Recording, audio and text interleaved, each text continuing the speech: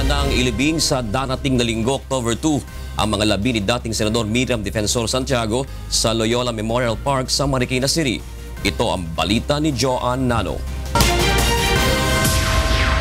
Patuloy ang pagdating ng mga kaibigan, dating kasamahan sa trabaho at supporters ni Senator Miriam Defensor Santiago sa Immaculate Conception Cathedral upang magpaabot ng kanilang pakikiramay sa mga naulila ng senadora. Kabilang sa mga dumating ngayong araw sina Senator Loren Legarda, Public Attorney's Office Chief Persida Acosta, dating DPWH Secretary Rogelio Singson, San Juan City Congressman Rolando Zamora at iba pang opisyal ng pamahalaan. Bukod sa mga kaibigan, dumagsa rin ang daan-daang supporter na nagnanais na masilayan ng senadora sa huling pagkakataon. Ayon kay Attorney Persida Acosta, isa si Senator Santiago sa mga hinangaan niyang abogado dahil sa angkin nitong tapang, talino at suportang ibinigay sa kanya. Mula kasi na mag-PAW chief ako, very supportive siya sa PAW.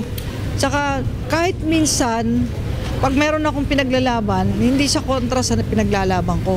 Ibig sabihin, yung rule of law, talagang nasa kanya rin ang rule of law. Labis na kalungkutan at panghihinayang naman ang nararamdaman ng asawa ni Senator Santiago sa pagkawala nito.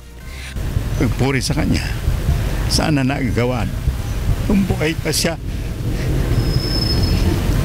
dahil ang buhay niya, kamukha ni Presidente Duterte, binuhos nila sa pagsisilbi sa bayan at sa mga tao.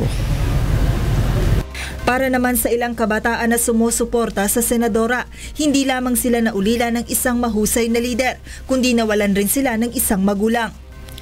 Isa siyang mapagmahal na ina at mararamdaman mo sa kanya yung pagmamahal niya sa bansa at sa kabataan. Batay sa staff ni Senator Santiago, nakatanggap na sila ng tawag mula sa Presidential Management Staff at nakikipag-coordinate ng schedule para sa posibleng pagdalaw dito ni President Rodrigo Duterte.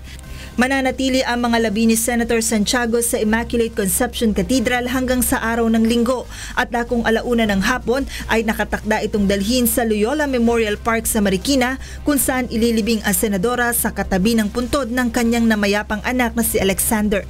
Joanne Nano, UNTV News and Rescue, Quezon City.